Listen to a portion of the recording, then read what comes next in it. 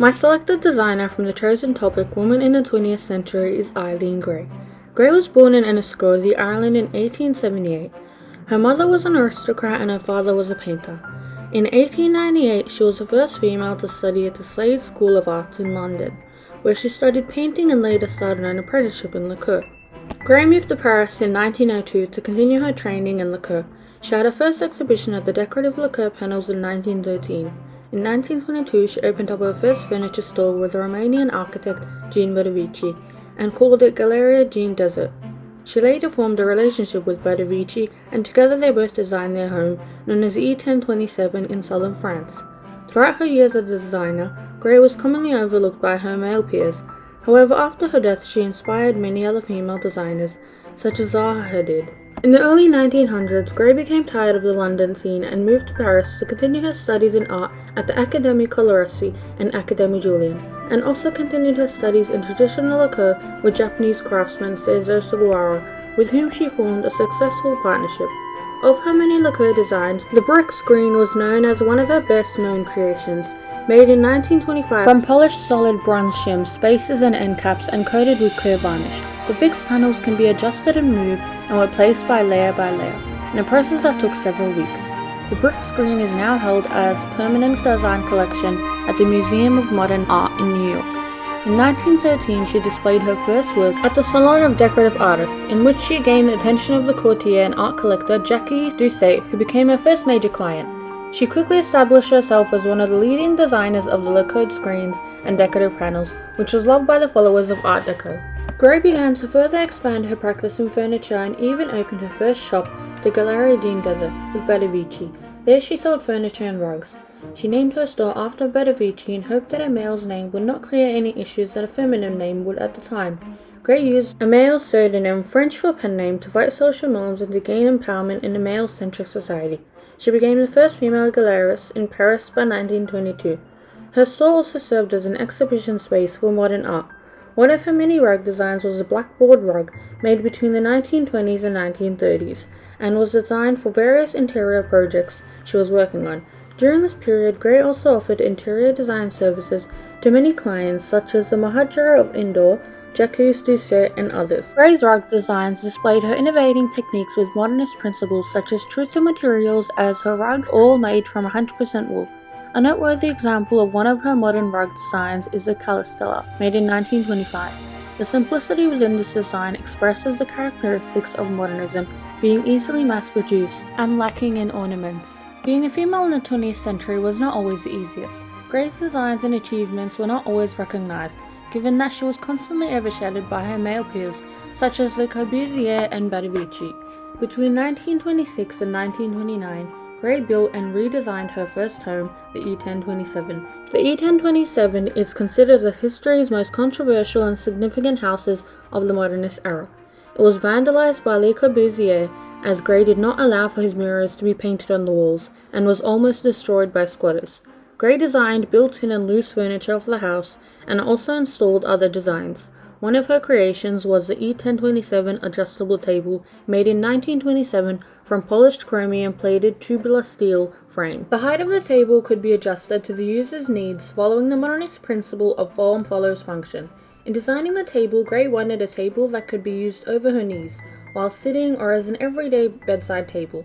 The table became a part of a permanent collection in New York's MoMA in 1977. In the 1929 issue of L'Architecture Vivante, Gray wrote, "Even the furnishings should lose their individuality by blending in with the architectural ensemble." Ensemble is a French word meaning together in English, meaning that the furniture should become one with the architecture. After living in the home for 3 years, Gray and Bedevici split, leaving Bedevici as the owner of the home. Against Gray's wishes, Le Corbusier was commissioned by Bedevici as his guest to paint murals on the wall of the home, which Gray considered as vandalism. After the death of Bedevici in 1956, Le Corbusier arranged for the villa to be sold to Swiss architect Marie-Louise Schelbert. This ensured that his murals were safe. However, her doctor Peter Kagi, a morphine addict, convinced her to sell the house to him, and he let the place fall apart. Le Corbusier later drowned in the sea in front of the house in 1965, and the house was abandoned and occupied by squatters. After the war, Gray began to work less, and her career was largely forgotten until her work became the subject of an essay by Joseph Wrightwork in Domus magazine in 1972. In his piece, he introduces the work of Gray prior to the opening of an exhibition of her work at the Heinz Gallery. The essay gave Gray a reveal of interest in her work at the exhibition. In his essay, he states that the young will continue to be curious because however you estimate the scale of her achievement, it is unique. She later received an honorary fellowship from the Royal Institute of the Architects of Ireland, and one of her Art Deco lacquered screens was even purchased by Yves Saint Laurent. Upon her death in 1976, only 3 people attended her funeral. She is buried in the Père-Lachaise Cemetery in Paris. After her death, she almost vanished from history altogether. It wasn't until her dragon chair went into an auction and was sold for $43 million in 2009. The chair became one of the most expensive pieces of the 20th century to ever be auctioned. Creator of the permanent exhibition in Ireland, Jennifer Goff recalls, "As I watched the auction, I remember thinking, oh God, is this going to be her legacy?"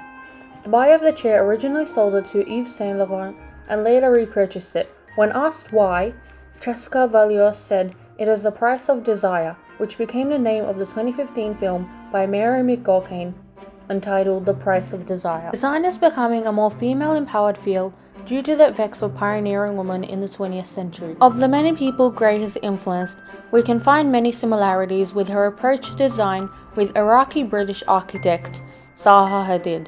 Hadid was born in Baghdad, Iraq, 1950, and passed away in Miami in 2014. Hadid was known as the Queen of Curves. She designed radical deconstructive designs and left a great impact on society. She became the first female to win the Pulitzer Prize in 2004. Like Gray, she pushed boundaries and applied her passions and experiences into her designs. Both Gray and Hadid addressed current design challenges of the 20th century and design for the human body. One of Hadid's many designs is the Haidar Aliyev Center in Azerbaijan. Its construction started in 2004 and was funded in 2012. This design is famous all around the world for its lack of ornament and emphasis and rationality, which all express modernism in architecture. It was this design that won her the London Design Museum's Design of the Year in 2014, which made her the first female to earn the award. After her sudden death of a heart attack, Hadid left many unfinished projects behind, one of them being the 2022 FIFA World Cup Stadium in Qatar, the Al Warqa Stadium. The stadium was later finished after her business partner Patrick Schumacher assumed leadership of her firm. The role, acceptance, and influence of female designers today has dramatically changed. The design field has accepted more females into fields that were male-dominated.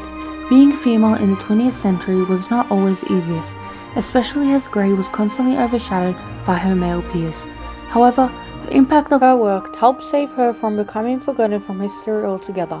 Gray's achievements were only recognized after her death, making her one of the leading pioneering women in the 20th century.